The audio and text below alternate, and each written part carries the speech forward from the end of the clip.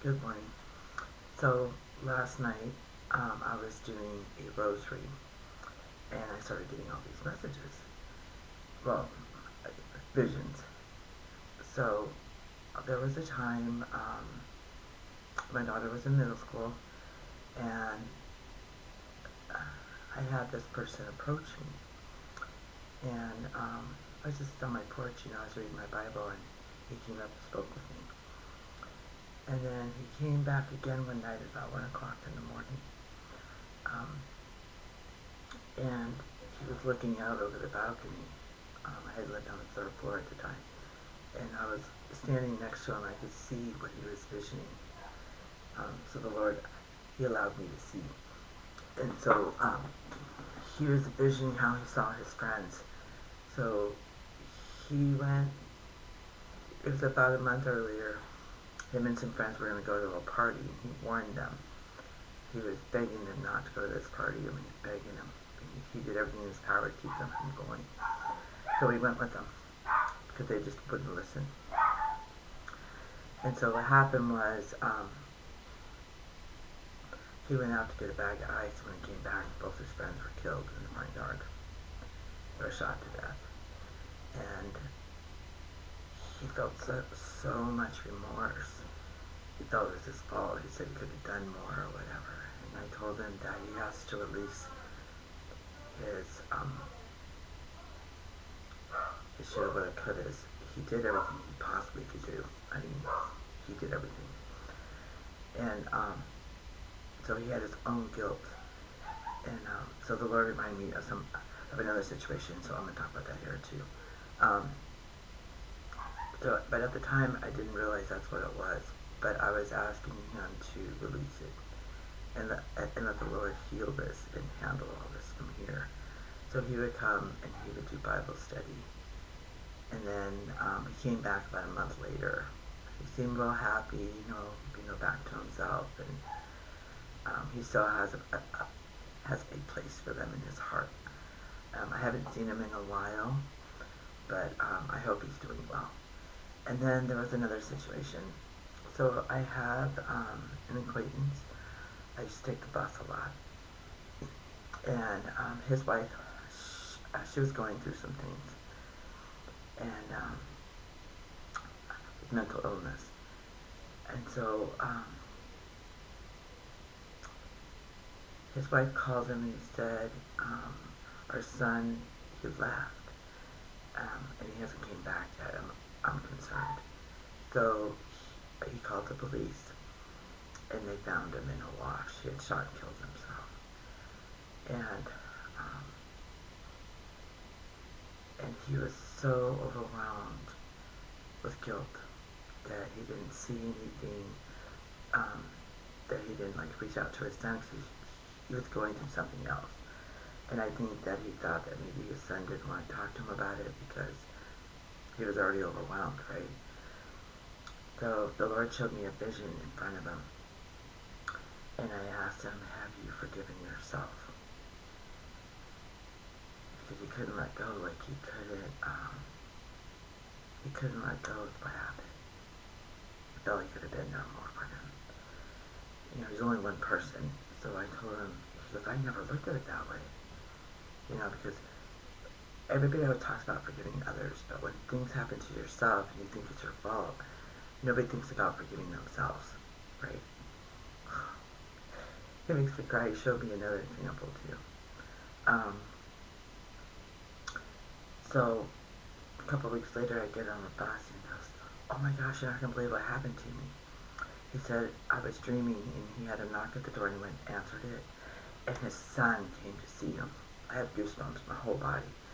And he told his dad he loved him more than anything in the whole world, and that for him to keep living into it wasn't his fault, And he just gave him a lot of reassuring words. I can't remember all the words, but he did, share that with me. And I thought it was so beautiful how God reached out and allowed his son to come and see him in a dream so he could heal. That's powerful. The third one was when I first got here to Tucson. I lived in an RV, at a park here in town, and we met this people who were here with a whole bunch of traveling people who had had children commit suicide as an adult, and she told us her story. And it was strange, about a week before, I wrote out forgiveness, all the scriptures for it, and the ones to forgive yourself, so you can let go and heal. And I gave them to her. And then I talked to her about heading to all the high schools and colleges to start, speaking about what happened, and, warning signs, things like that. And she said, I never thought about that. And I just found that really interesting, how those things come about. There are so many situations in my own life, I shoulda, woulda, coulda. And then I had my mom's boyfriend tell me. So what happened was, my mother had called me. I didn't get the message. It didn't show up on my cell phone that she had called. And I was feeling so guilty because I was just like, well, I'll talk to her tomorrow, and I should have made that phone call. And he goes, you shoulda, woulda, coulda, you just gotta let that go and forgive yourself. That's what he said to me. So I let it go. A week later, he was debating if he should have unplugged my mom. But my brother and I gave him the full decision. And I said, someone once told me about I shoulda, coulda, woulda. And he laughed so hard. He goes, I should take my own advice, huh? So it was a couple of weeks later. I said, I'd love to hear my mother's voice one more time, just to hear it. And I get this thing on my phone. It was her voicemail that she left the day that she died. Before she went into cardiac arrest. Please call me right away. It's real important.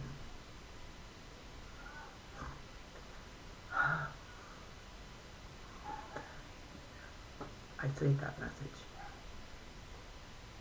and I listened to it like 50 times, and then I uploaded it to my computer, and I sent a copy to my daughter. Well, one day my daughter was at the bus stop and she was feeling real down,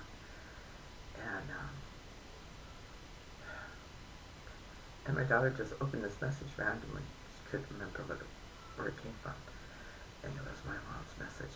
Call me as soon as you can, before the end of the day. And she called me crying. She's like, I needed that message. Like, I needed to hear from Father, to boost her, and it was my mom. My mom also said at the end of the message, I love you guys. I miss her so much. And I did forgive myself. That took a little while, though. And the Lord gave me that big project of the rosaries to do. And that helped a lot. It helped me get through it. And I was determined. So when I did the rosaries, I could only do the one side for the knot. And then I would make hundreds of them. But then I couldn't, after I got beaded, I couldn't get the left side. It was like left brain issue, right? So I had to go in and the rosary lady, she showed me how to do it. It took me a little bit, but I got it. My father also wants me to do a video on how I make the rosaries. I think that's pretty cool, pretty special. I love God so much. I can't tell you all the things he's done. I've shared a lot of my experiences with him. I mean, not with him, with all of you. And he's really done a lot of great things in my life. And I'm thankful that he's allowed me to sit down and create these videos for you guys. He really does love you, and he does hear every word. But exposing is the key for healing, so you can start healing the aspects of your life. I love you guys. Remember, heart space, meditate, peace. God bless.